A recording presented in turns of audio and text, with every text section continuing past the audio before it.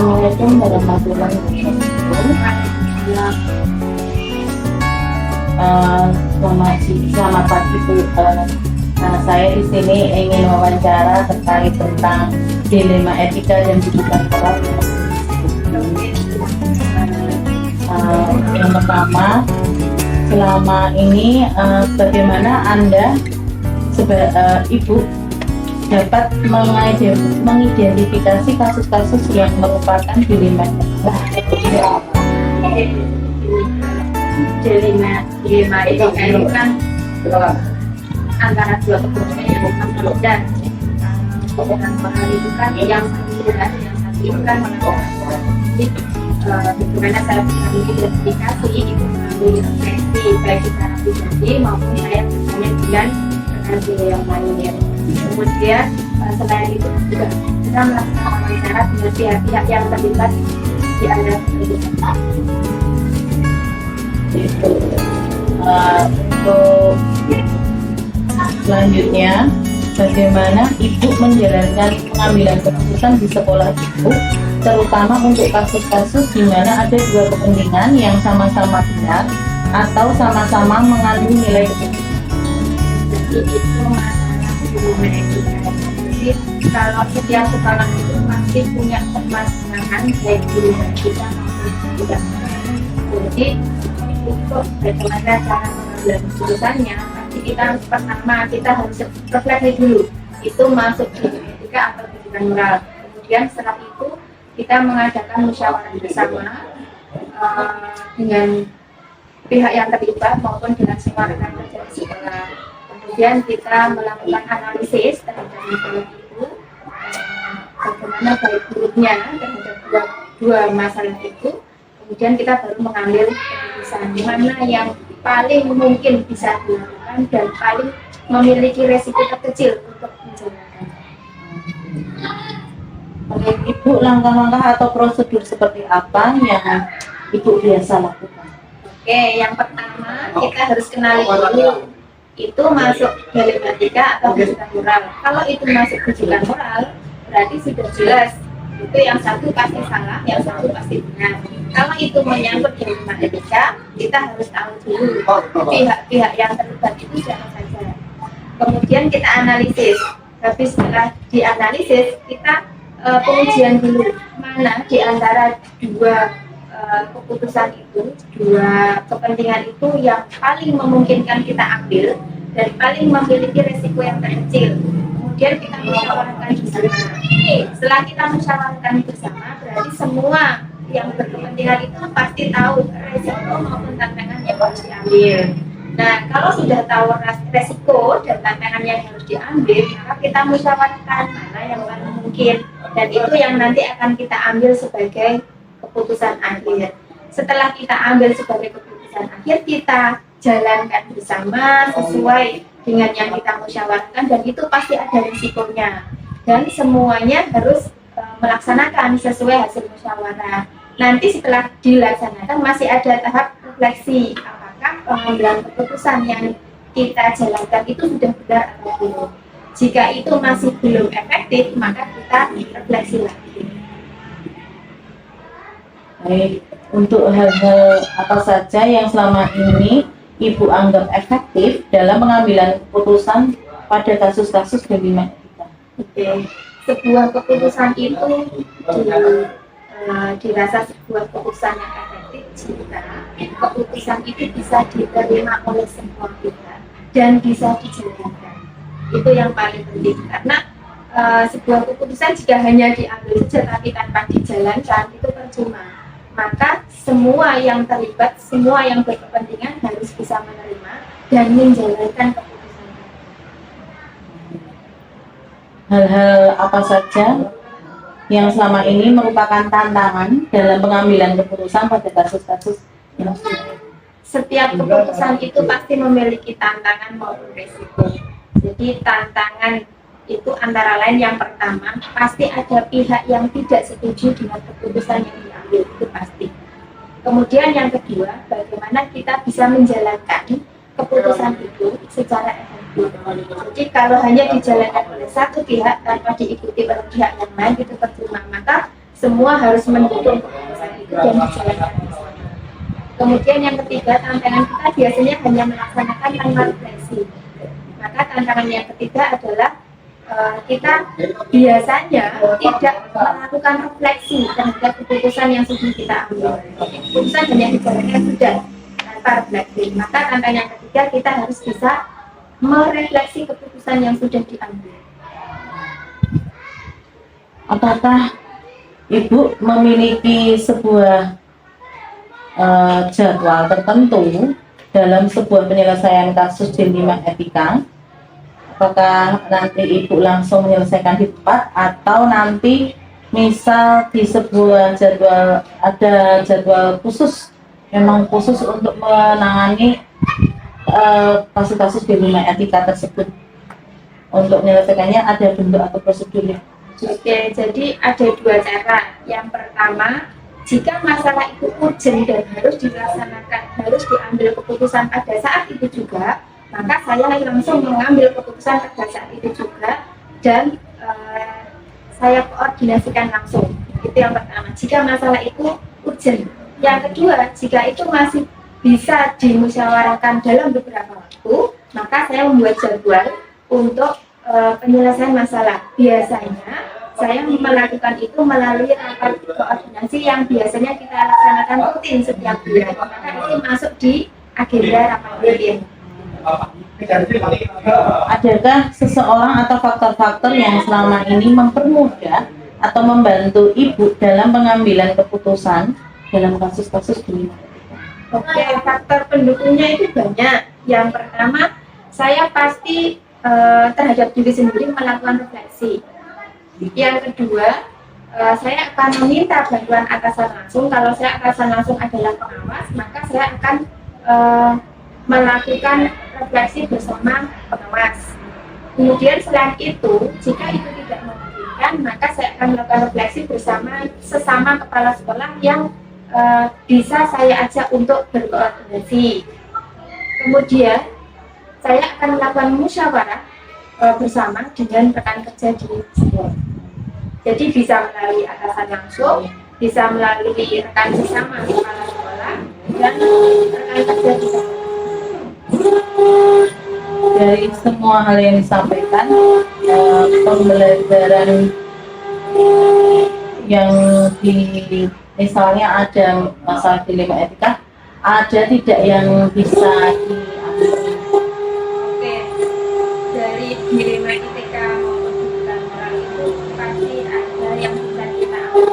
Misalnya dalam pengambilan keputusan itu pasti ada sebuah resiko atau tantangan, dan itu yang harus kita laksanakan, yang harus kita lakukan bersama.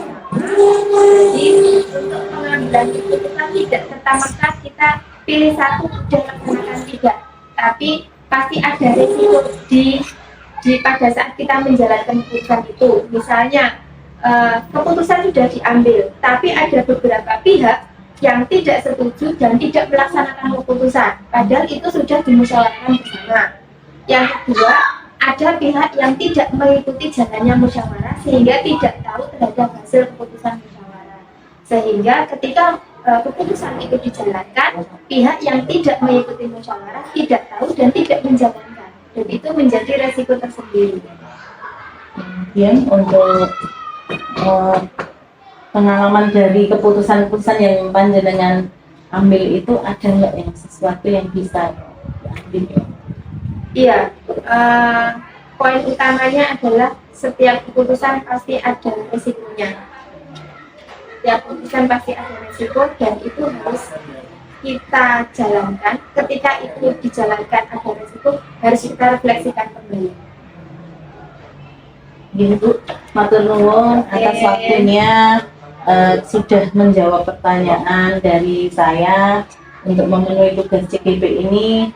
Terima kasih atas waktunya. Sama-sama, semoga lancar dalam menjalankan tugas CGP dan bisa lulus sampai akhir dan bisa menjalankan kegiatan dan tanggung jawabnya sebagai guru, baik di sekolah, di masyarakat maupun di Assalamualaikum warahmatullahi wabarakatuh. Waalaikumsalam. Assalamualaikum warahmatullahi wabarakatuh. Waalaikumsalam. Selamat pagi Bu. Saya di sini ingin wawancara terkait tentang dilema etika dan putusan moral yang ada di sekolah ini. Oke, silakan. Yang pertama, selama ini bagaimana Anda Ibu dapat mengidentifikasi kasus-kasus yang merupakan dilema etika atau putusan moral? Oke, jadi gini, kalau dilema etika itu kan antara dua kepentingan yang sama-sama benar. Putusan moral itu kan yang satu benar, yang satu itu kan melanggar aturan. Jadi bagaimana saya bisa mengidentifikasi itu melalui refleksi baik secara pribadi maupun saya bertanya dengan rekan kerja yang lain. Kemudian selain itu juga kita melakukan wawancara dengan pihak-pihak yang terlibat di antara kepentingan. Untuk selanjutnya, bagaimana Ibu menjalankan pengambilan keputusan di sekolah Ibu, terutama untuk kasus-kasus di mana ada dua kepentingan yang sama-sama benar atau sama-sama mengandung nilai keputusan? Oke, berarti itu masalah dilema etika ya. Jadi kalau setiap sekolah itu pasti punya permasalahan baik dilema etika maupun tidak moral. Jadi untuk bagaimana cara pengambilan keputusannya, pasti kita harus refleksi dulu itu masuk dilema etika atau bukan moral. Kemudian setelah itu kita mengadakan musyawarah bersama dengan pihak yang terlibat maupun dengan semua rekan kerja di sekolah. Kemudian kita melakukan analisis terhadap masalah itu, bagaimana baik buruknya terhadap dua masalah itu. Kemudian kita baru mengambil keputusan mana yang paling mungkin bisa dilakukan dan paling memiliki resiko terkecil untuk menjalankan. Menurut Ibu, langkah-langkah atau prosedur seperti apa yang Ibu biasa lakukan? Oke, yang pertama kita harus kenali dulu itu masuk dilema etika atau putusan moral. Kalau itu masuk putusan moral, berarti sudah jelas itu yang satu pasti salah, yang satu pasti benar. Kalau itu menyangkut dilema etika, kita harus tahu dulu pihak-pihak yang terlibat itu siapa saja. Kemudian kita analisis.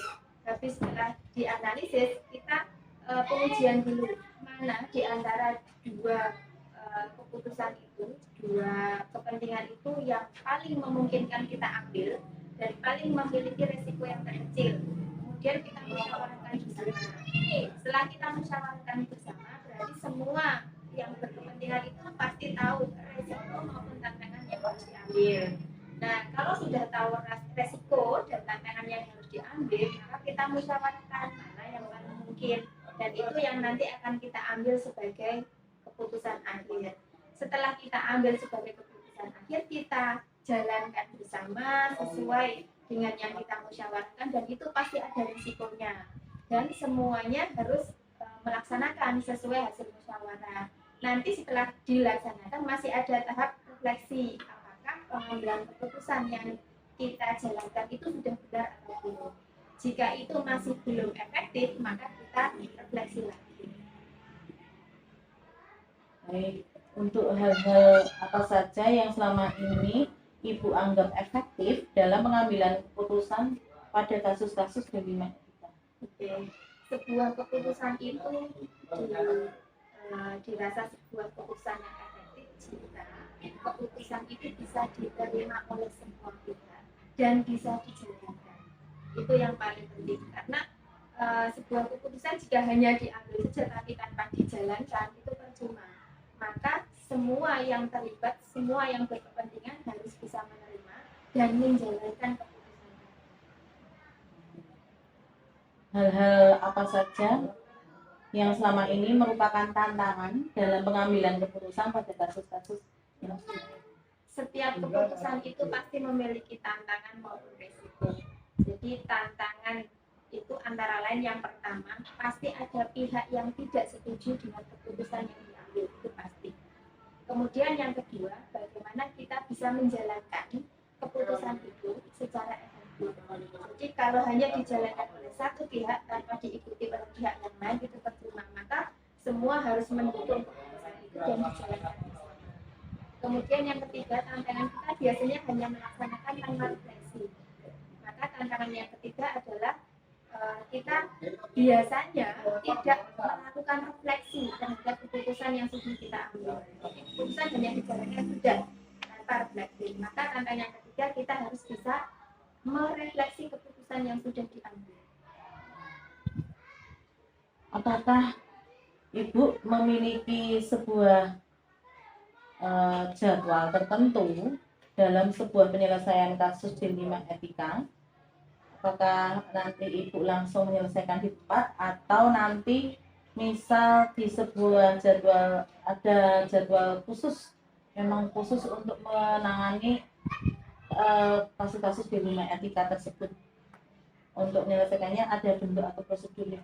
Oke, jadi ada dua cara. Yang pertama, jika masalah itu urgent dan harus dilaksanakan, harus diambil keputusan pada saat itu juga, maka saya langsung mengambil keputusan pada saat itu juga dan saya koordinasikan langsung. Itu yang pertama, jika masalah itu urgent.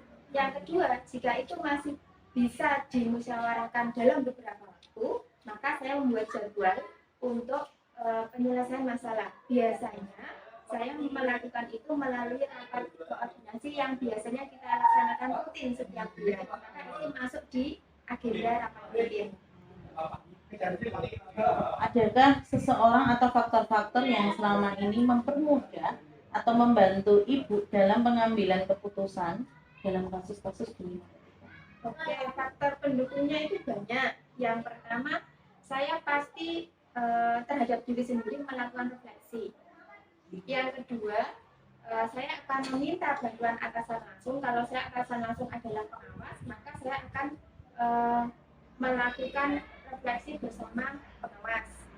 Kemudian selain itu, jika itu tidak memungkinkan, maka saya akan melakukan refleksi bersama sesama kepala sekolah yang bisa saya ajak untuk berkoordinasi.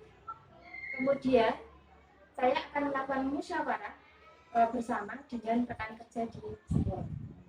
Jadi bisa melalui atasan langsung, bisa melalui rekan sesama kepala sekolah dan rekan kerja di sekolah. Dari semua hal yang disampaikan, pembelajaran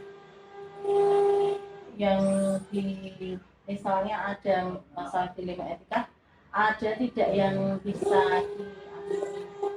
Oke, dari dilema etika maupun kebutuhan moral itu pasti ada yang bisa kita ambil. Misalnya dalam pengambilan keputusan itu pasti ada sebuah resiko atau tantangan, dan itu yang harus kita laksanakan, yang harus kita hadapi bersama. Jadi untuk pengambilan keputusan tidak serta-merta kita pilih satu dan laksanakan tidak, tapi pasti ada resiko di pada saat kita menjalankan keputusan itu. Misalnya keputusan sudah diambil, tapi ada beberapa pihak yang tidak setuju dan tidak melaksanakan keputusan, padahal itu sudah dimusyawarahkan bersama. Yang kedua, ada pihak yang tidak mengikuti jalannya musyawarah sehingga tidak tahu terhadap hasil keputusan musyawarah. Sehingga ketika keputusan itu dijalankan, pihak yang tidak mengikuti musyawarah tidak tahu dan tidak menjalankan, dan itu menjadi resiko tersendiri. Kemudian untuk pengalaman dari keputusan-keputusan yang panjenengan ambil itu, ada nggak yang sesuatu yang bisa diambil?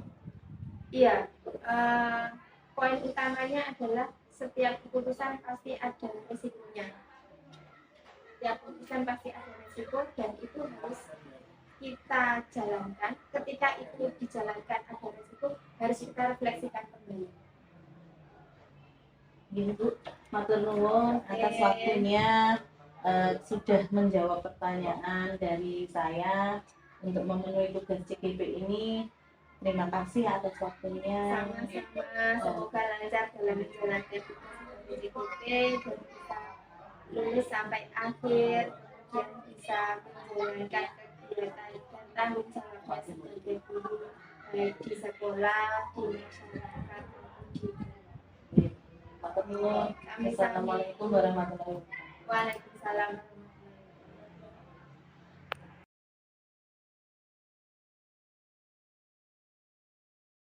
Assalamualaikum warahmatullahi wabarakatuh. Waalaikumsalam.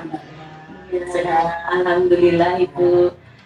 Saya di sini minta izin untuk wawancara terkait tugas CGP yang di modul 3 tentang dilema etika dan bujukan moral. Pangapunten nggih Ibu. Ya. Untuk pertanyaan yang pertama, selama ini bagaimana Ibu dapat mengidentifikasi kasus-kasus yang merupakan dilema etika atau bujukan moral? Ya. Untuk di sekolah kami, untuk identifikasi kasus baik itu dilema etika maupun bujukan moral, saya selalu mengadakan untuk wawancara ke pihak-pihak yang bersangkutan, kemudian wawancara tersebut selanjutnya untuk kita refleksikan, sehingga apapun nanti untuk identifikasi tersebut kita musyawarahkan. Untuk selanjutnya Ibu, selama ini bagaimana Ibu menjalankan pengambilan keputusan di sekolah Ibu, di sekolah ini, terutama misal ada kasus di mana nanti ada dua kepentingan yang sama-sama benar atau yang sama-sama mengandung nilai kebajikan. Ya, untuk mengatasi hal tersebut berarti itu masuk dilema etika ya Mbak, karena kedua-duanya ada benarnya. Nah, itu yang pertama saya melakukan tahapan klarifikasi dulu, ataupun kita mengungkap masalah sebenarnya itu apa dari pihak-pihak yang bersangkutan yang punya masalah. Kemudian setelah itu kita musyawarahkan juga, kita mufakatkan bagaimana untuk mengatasi masalah tersebut. Setelah masalah tersebut kita mufakati bagaimana cara penyelesaiannya, kita juga boleh dengan cara merefleksikan ke diri kita. Bagaimana kalau kita menjadi mereka, posisinya harus bagaimana, seperti itu. Nah, Ibu nanti mengambil langkah-langkah atau prosedur seperti apa yang biasanya Ibu lakukan selama ini? Ya, untuk prosedurnya atau langkah-langkahnya itu yang pertama mengenali nilai-nilai yang saling bertentangan atau menyaring mana yang berhubungan dengan etika sopan santun ataupun norma sosial, untuk diidentifikasi ya Mbak. Selanjutnya kemudian yang terlibat itu siapa saja. Terus yang ketiga mengumpulkan fakta-fakta, artinya dengan menggunakan boleh wawancara tadi secara langsung. Kemudian diuji apakah benar atau salah masalah tersebut. Selanjutnya melakukan 3 prinsip cara berpikir di atas. Kemudian investigasi opsi yang dilema, kemudian membuat keputusan, kemudian keputusan itu kita refleksikan.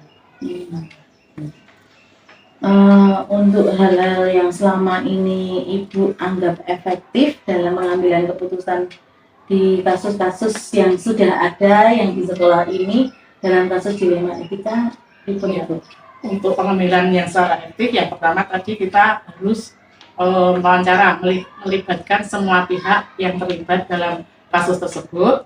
Kemudian kita musyawarahkan ke stakeholder semua, misalnya dengan komite, dengan orang tua, dengan guru, dengan murid pun juga kita musyawarahkan. Setelah itu baru kita cari solusi apakah yang tepat nanti kita terapkan untuk masalah tersebut.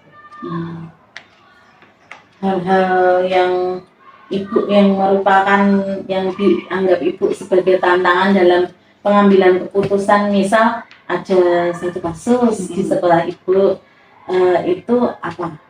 Ya, misalnya untuk yang kasus ada hal-hal yang tidak tepat ya atau bertentangan dengan pihak lain, tentunya kita harus kembali lagi mengajak mereka untuk tetap bermusyawarah, terus kemudian dicari betul-betul penyelesaian yang tepat untuk mereka. Ada tantangannya Ibu? Tantangannya yaitu memang kita harus mendekati mereka agar mereka bisa terbuka, tidak ada yang disembunyikan. Kalau kita nanti bisa terbuka, insya Allah masalah bisa terselesaikan. Untuk selanjutnya Ibu, Ya.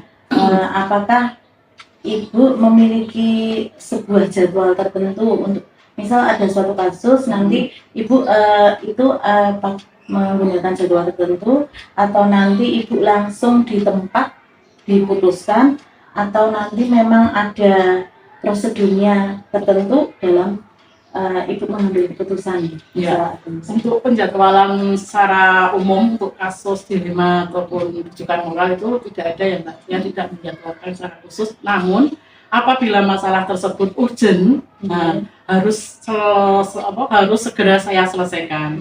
Intinya prosedurnya yang memanggil pihak-pihak yang terkait, kita duduk bersama untuk musyawarah menyelesaikan masalah tersebut. Nah, kalau masalahnya tidak begitu urgent, bisa kita sisihkan nanti di pas briefing. Biasanya di sekolah kami ada briefing setiap Senin pagi setelah upacara, ataupun kita masukkan ke dalam rapat sekolah biar semua bisa mengerti tentang kasus tersebut. Nanti kalau misal tadi kan ada yang urgent dan tidak urgent. Kalau misal urgent itu Ibu misal itu apakah dihadiri oleh semua warga sekolah yang di rapat pihak briefing itu? Ya, sebelumnya kalau mau memanggil tentunya saya memiliki teman sejawat yang bisa kita untuk sharing bagaimana keputusan ini nanti kita ambil menghadapi seperti itu. Dan juga mungkin kita juga memiliki pengawas, kita juga sudah melaporkan pengawas bagaimana nanti kebijakannya. Setelah kita dapat itu baru kita panggil mereka-mereka yang bermasalah tersebut untuk kita selesaikan sesuai dengan solusi yang sudah diberikan dari teman sejawat maupun dari pengawas.